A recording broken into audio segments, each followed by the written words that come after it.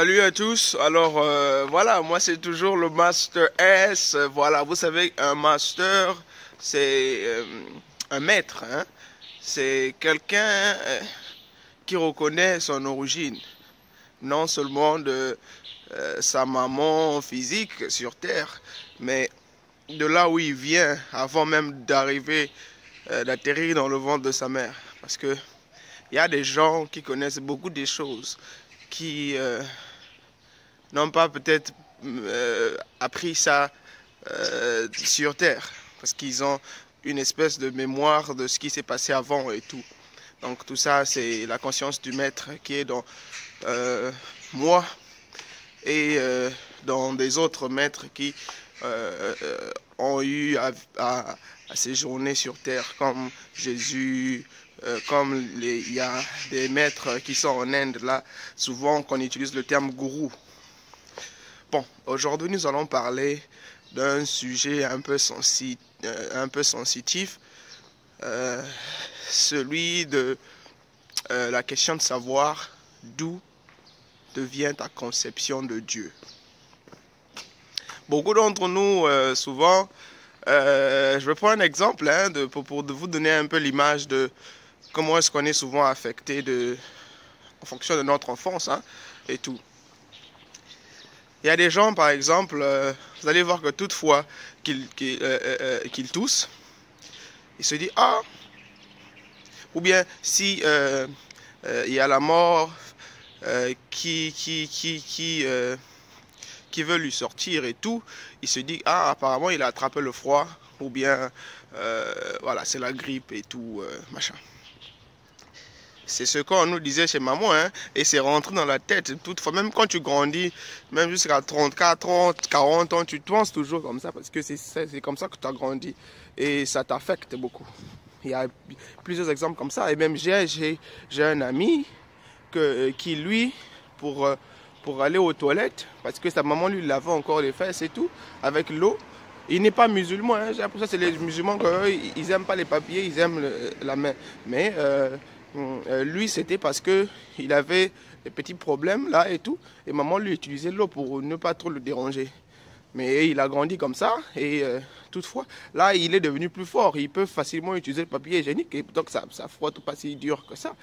Alors, il toujours, c'est ce que j'ai donné, mais comment se fait-il que toi, tu fais les trucs de laver avec avec la bouteille d'eau et tout, pourtant tu n'es pas musulman. Il dit que non, c'est comme ça qu'il a grandi, sa maman lui traitait comme ça, donc je ne sais pas pourquoi, mais pourtant il est devenu grand.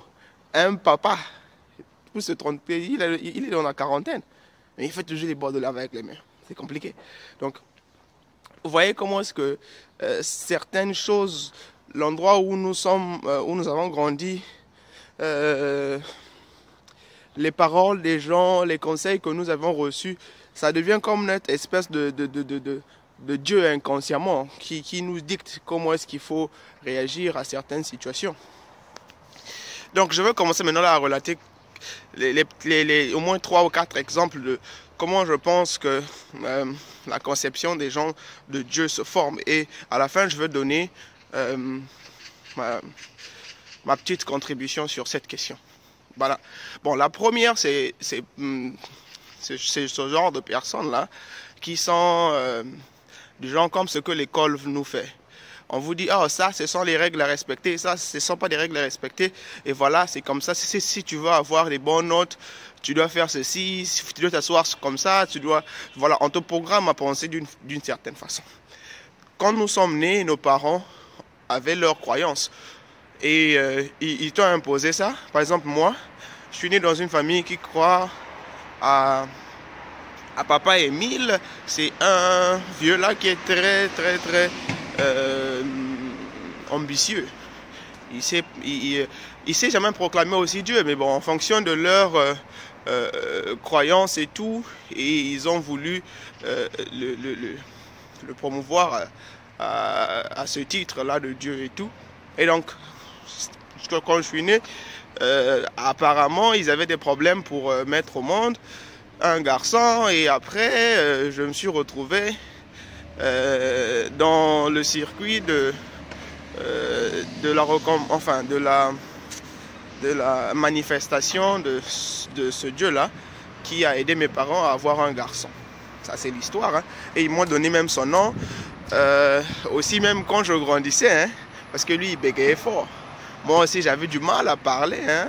J'ai eu beaucoup de problèmes. Je me rappelle au lycée. Non. Ouais, non, c'était à... c'était high school. Pas au lycée, le truc qui vient avant le lycée là. Genre, on nous faisait lire toutefois au cours d'histoire. On faisait lire... et moi, souvent, quand ça arrivait à mon tour, je prenais la table, je n'arrivais pas à lire. Et parce que j'avais des problèmes, je bégayais grave. Et même avant, c'était plus grave parce que je me cognais parfois la tête contre le mur pour parler. Et donc, c'était compliqué. Et lui aussi, c'est comme ça que le maître là aussi, c'est comme ça. Le Dieu là aussi, c'est comme ça que lui aussi il parlait. Donc, ils se sont dit, ah, mais apparemment, c'est vraiment les trucs des miracles et tout. Donc, voilà, donc pour moi, comme autre, la conception vient de l'éducation qu'on a reçue depuis l'enfance et puis voilà, en fonction des parents. Malheureusement pour moi ça n'a pas marché parce que je suis pas trop... enfin je pense pas qu'il soit Dieu, mais bon, mais je l'apprécie beaucoup parce que j'aime les gars qui sont ambitieux comme lui, voilà. Et en tout cas c'est quelqu'un que j'apprécie beaucoup, j'admire beaucoup. La deuxième conception, c'est celle de certaines personnes. Ils sont arrivés à un niveau où dans leur vie, ils ont tellement gaffé, tellement fait des erreurs. Et pour trouver un moyen d'escape, de s'échapper de leur souffrance interne, ils se sont dit qu'ils ont reçu ce qu'on appelle Jésus ou plusieurs types de dénominations qu'ils ont trouvées pour se camoufler derrière leur souffrance, pour échapper à revivre en fait ces douleurs-là, ou bien ces échecs-là, ce qu'ils appellent le diable et tout. Et donc c'est... Pour certaines personnes, la deuxième conception, c'est juste, ils ont accepté Dieu. C'est parce qu'on les a parlé de l'enfer et ils ont tellement trop fait des erreurs qu'ils sont arrivés à un niveau où ils se sont dit, ah, mais apparemment, si je continue comme ça, je vis déjà l'enfer ici sur terre. Et quand je veux mourir là, c'est encore pire parce que le truc du diable, je veux brûler vivant, le truc là, donc c'est compliqué. Hein? C'est un moyen pour eux de s'échapper de tout ce challenge-là. Ça les permettra de vivre une vie meilleure avec la protection qu'ils s'imaginent qu'il y a quelqu'un qui les protège, veille sur eux et tout. Donc ça c'est la deuxième conception souvent. Et la troisième conception, c'est des personnes, vous allez constater que partout, que ce soit en religion, oh le bus est là, que ce soit dans la religion, que ce soit dans la politique. Bon. Je disais donc que vous allez remarquer que dans le monde actuel, soit en religion, en politique, à l'école, dans tous les domaines, il y a toujours certaines personnes qui se démarquent des autres, et souvent c'est la minorité, hein, et ce sont ces personnes-là qui dictent comment est-ce que la majorité doit penser, qu'est-ce qu'il doit faire. Par exemple, dans les trucs de travail, c'est la minorité qui décide de combien tu vas gagner comme salaire et combien tu mérites, comment tu dois travailler, qui fixe les règles. Donc il y a un système qui est tel que il y a la minorité qui impose des règles de pensée, de méthode à faire, de style de vie. C'est-à-dire qu'ils ont tout arrangé pour vous, hein, pour nous, s'il faut être dans le même lot, pour qu'on puisse être des pions pour eux.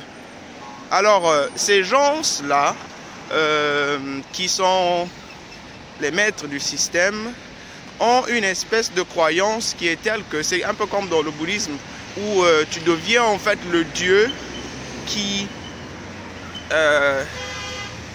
en fait est le suprême. C'est-à-dire que ce sont des êtres humains qui sont arrivés à une certaine forme de sagesse ou de connaissance, hein, et ils appliquent cela dans le mauvais sens, parce que on peut tous arriver à ce niveau, mais il y en a aussi qui comprennent que pour impacter ce monde, il faut avoir une espèce de connaissance assez avancée, et ils l'utilisent dans un bon sens. Par exemple, le Maître Jésus, qui, malgré sa puissance, malgré ses connaissances, il a quand même su ne pas abuser en fait le monde. D'ailleurs, il n'est même pas mort avec même une tasse de thé qui était en sa possession, ou bien avec les meubles et tout. Tout ce qui l'intéressait, c'était juste de prêcher et tout. Il y a des gens comme ça, mais il y a des gens aussi qui utilisent ça maintenant pour devenir des éternels présidents, des fous de ce monde, et instaurent des systèmes qui sont tels que il n'y a que eux qui peuvent jouir de cela.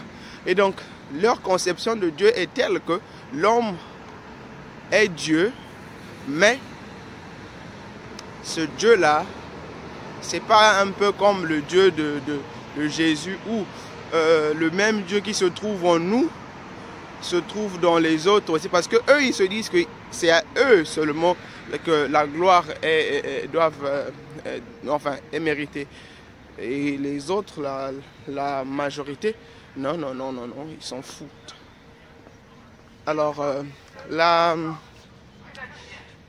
donc je vais résumer un peu, hein, parce que les gens aussi qui sont dans les autres conceptions là que j'ai énumérées, ils se disent certainement qu'ils sont devenus sages et tout, c'est la sagesse de Dieu, c'est ceci. Bah, c'est bon, quand tu remarques bien, par exemple, le premier concept était tel que quand tu... voilà. Le premier concept était tel que tu es né avec certaines idées que tes parents ont imposées et tout. Et ce genre de choses, c'est difficile à vraiment changer. Ça prend du temps. D'ailleurs, j'ai pris des exemples que je vous ai exprimés et tout. Ça aussi, ça montre le niveau d'irresponsabilité. Je ne vais pas aller dans les détails. Le second est tel que pour s'échapper à certaines erreurs de la vie, à certains... parce que vous allez voir quelqu'un qui, toutefois, tout ce qu'il fait ne marche pas. Il commence, il a la volonté, mais après, les obstacles de la vie arrivent et tout. Et donc, à la fin, il se dit, ah, apparemment, c'est parce que j'avais... je ne vais pas dans les pas de Dieu. Il faudrait que je me retourne et puis je reparte faire Dieu pour le supplier. Machin et tout. Alors, dans tout ça, ces gens-là deviennent des super irresponsables encore. Parce que vous allez voir que souvent, quand ils pêchent, c'est... Oh non, c'est le diable qui m'avait poussé, c'est un tel, c'est la famille de mon grand-père, c'est la petite sœur. C'est toujours des gens, jamais eux-mêmes. C'est des gens qui aiment s'échapper de la réalité. C'est pour ça qu'ils se sont dit que voilà, à ce niveau-là, c'est maintenant Dieu qui va prendre le relais, c'est plus moi. Parce qu'ils disent souvent des trucs, non, c'est Dieu qui travaille à moi, c'est pas moi. Bon, oui, ça c'est encore mieux. Mais souvent, ça va au-delà de tout ça. Eux-mêmes, ils sont vraiment irresponsables. Parce que tu vas constater que quand c'est le diable quand c'est des problèmes qui arrivent, que eux ils ont causé, ils vont dire que oh, c'est le diable. Quand c'est quelque chose de bien qui arrive, ils vont dire que c'est Dieu. Eux-mêmes, ils font rien. Alors bon, je vais essayer de donner un peu ma conception de tout ça. C'est que vous allez voir que Dieu, le même Dieu qui se trouve en moi, c'est le même Dieu qui se trouve en vous. Et Dieu en tant que tel n'a pas une espèce de jeu de cache-cache où pose des questions difficiles. Que non, ce que l'autre a fait, toi tu ne peux pas faire, non. Que non, Jésus est le Fils de Dieu, toi tu n'es pas le Fils de Dieu, non. Que non, Dieu est quelqu'un qui est au ciel, il ne peut pas, il est au ciel là-bas en train de chiller et tout. Et des fois, il vient nous visiter ici, là, il prend la forme du Fils. Ça, c'est des histoires à dormir debout. Dieu, c'est la puissance même que chacun de nous a besoin. Parce que vous savez que l'être humain, dans son être, son fondement, il y a l'univers qui est installé en nous. Et chacun de nous est amené à grandir. Vous voyez, comme on mange, le corps grandit. De la même façon aussi que la tête, l'esprit grandit. Donc en grandissant, on va toujours faire appel à cette puissance-là qui se trouve en nous. Et c'est sur ça qu'on base notre foi. Et la foi, c'est l'association là de ces croyances-là que nous mettons autour de notre fondement, de notre physique qui grandit là, et de notre essence. Donc, le même Dieu qui se trouve dans les autres, c'est le même Dieu qui se trouve en toi. Dieu n'a rien à voir avec le bouddhisme, avec le christianisme. C'est la même énergie. C'est pour ça que quand vous voyez certaines personnes qui ont leur propre conception de Dieu, qu'ils ont créé en fonction de leur perfection et tout, ça marche parce que la foi, c'est un miracle. Il y a le pouvoir de la création est un pouvoir divin. Et l'être humain est un être divin. Alors, nous sommes des dieux, oui, mais il faudrait qu'on se rende à l'évidence que si aujourd'hui mon frère a mal, si aujourd'hui mon frère a réussi, c'est parce que c'est le même Dieu qui se trouve en moi, qui se trouve en lui. Et s'il peut le faire, je peux le faire. Parce que quand on dit que ce qui se trouve au ciel, c'est ce qui se trouve sur la terre, c'est juste pour dire que tout le monde a Dieu. Il n'y a pas à passer par le prêtre, il n'y a pas à passer par je ne sais pas comment là. Il faut découvrir le Dieu qui se trouve en toi et le mettre en action. Ce n'est pas des histoires que tu vas rien faire, tu attends, là, tu mets Dieu devant. Non, non, non. Bon, je vais vous laisser parce qu'on a la fin. Alors, bien de choses à vous.